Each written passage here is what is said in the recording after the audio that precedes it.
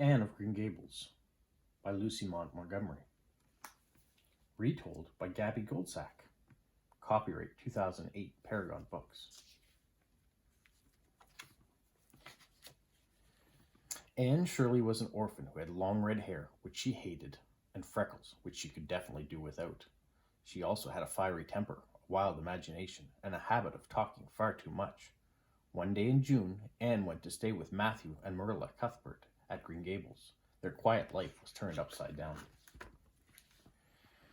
Although Anne was a kind-hearted girl who usually meant well, she was always getting into trouble. One day she shocked everyone when she flew into a furious rage with Miss Lind, the local busybody, for calling her plain. She felt terrible when she gave Matthew and Marilla's honored guests a cake flavored with liniment rather than vanilla. And who could forget the time she dyed her lovely red hair green by mistake? It wouldn't wash out, and Marilla had to cut off all her hair. One thing was certain, life was never dull when Anne Shirley was around.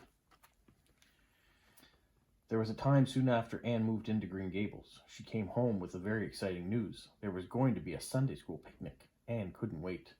Then 2 days before the picnic, something bad happened. Marilla's beautiful amethyst brooch went missing. Marilla searched high and low for her brooch, but it was nowhere to be found. "Did you touch it?" Marilla asked Anne sternly.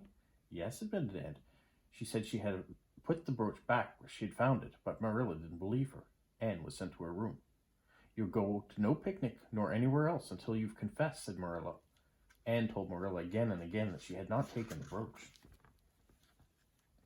Then on the day of the picnic, Anne changed her story. "I took the amethyst brooch," she said carefully, "and I imagine I was Lady Cordelia Fitzgerald. I walked over to the lake and the brooch fell into the water. Now please punish me so I can go to the picnic." Marilla shook with anger. Anne had lost her brooch and didn't sound at all sorry. "You'll go to no picnic today, Anne Shirley," said Marilla. "But you promised," cried Anne. "That was why I confessed." Anne wept and wailed, but Marilla would not change her mind. However, later Marilla made a surprising discovery. She found her amethyst brooch hanging by a thread from her shawl. It must have become tangled up before she put it away. Marilla was very puzzled. Why had Anne said she had taken it? She went up to Anne's gabled bedroom to ask her. "You said you'd keep me here until I confessed," said Anne. "I decided to confess so I could go to the picnic." Marilla tried not to laugh. Anne really was a peculiar child. "Forgive me for doubting you," she said. "Now wash your face, comb your hair, and put on your dress. You've just got time to go to the picnic." Later that night, a happy Anne returned to Green Gables. "I've had a wonderful time," she announced. When Anne started Avonlea School, she quickly found herself top of the class. Everything would have been perfect if it had not been for Gilbert Blythe. He might have been handsome and clever, but he was also very rude. "Carrots, carrots," he hissed at Anne, and she ignored him. As you can imagine, Anne was furious. She sprang to her feet and hit Gilbert over the head with her writing slate. Naturally, Anne was punished, which made her even more angry with Gilbert. Later, Gilbert said he was sorry for teasing her, but Anne refused to forgive him. When he tried to give her a pink candy heart with the words "You are sweet" written on it, she ground it to dust under her shoe. Gilbert had hurt her feelings, and she was determined to hate him forever. After that, Anne and Gilbert were always competing to be top of the class. Gilbert was rather good-natured about the rivalry, but unfortunately Anne was not. One day, Anne and her friends were playing in the pond. When the silliest thing happened, Anne was floating on a raft when it began to leak. Luckily, she managed to grab hold of a tree stump before the raft sank. Anne's friends ran to fetch help. Minutes went by, and Anne grew tired and scared. Just as she was about to give up all hope of being saved, along rode Gilbert Blythe. "Anne Shirley, how on earth did you get there?" he cried. Then, without waiting for an answer, Gilbert pulled her into his boat. Gilbert rowed to the landing, and Anne jumped ashore. "I'm very much obliged to you," she said stiffly, before turning to leave. But Gilbert also jumped out of the boat. "Anne," he cried, "can't we be good friends? I'm really sorry I made fun of your hair that time. I think your hair's pretty. Honest, I do. Let's be friends." But Anne refused to forgive him. After that, the rivalry between Gilbert and Anne was greater than ever. Gilbert was never horrid to Anne. He simply ignored her. Anne didn't like being ignored and wished she hadn't been so mean to him. As the years passed, Anne grew into a fine young lady. She worked hard at school and always helped at Green Gables. Little by little, her temper improved, and she even stopped hating the long red hair. Matthew and Marilla grew very proud of Anne. "She's smart and pretty and loving, too," said Matthew one day. She's been a blessing to us, and there's never been a luckier mistake than when the orphanage sent her instead of a boy. Marilla thoughtfully agreed. You can imagine how pleased the old couple were when Anne won a place at Teachers for Training College in town.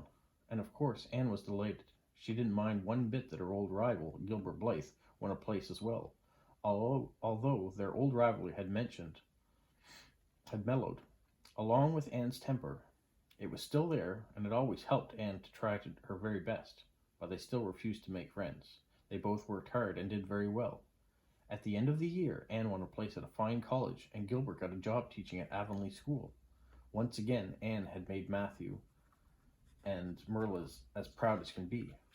Reckon you're glad we kept her, Marilla, said Matthew, when they went to see her graduate from Teachers Training College. It's not the first time I've been glad, replied Marilla.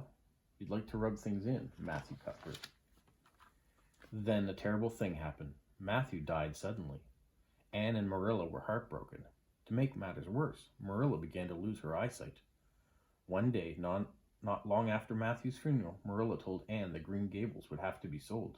You mustn't sell Green Gables, said Anne. Oh, Anne, I wish I didn't have to, wept Marilla. But you can see for yourself, I can't stay here alone, and I'd be very lonely, and my eyesight would go. I know it would. You won't have to stay here alone, Marilla. I'll be with you. I'm not going to college. As soon as Gilbert heard that Anne wanted to stay at Green Gables, he did a very kind thing. He got a job at another school so that Anne could teach at Avonlea. A few days later, Anne was walking down the road when she bumped into Gilbert. Gilbert, she said with a startled cheeks, I want to thank you for giving up your job at the school for me. It was very good of you. She offered her hand in friendship. Gilbert took the hand eagerly. It wasn't particularly good for me at all, Anne.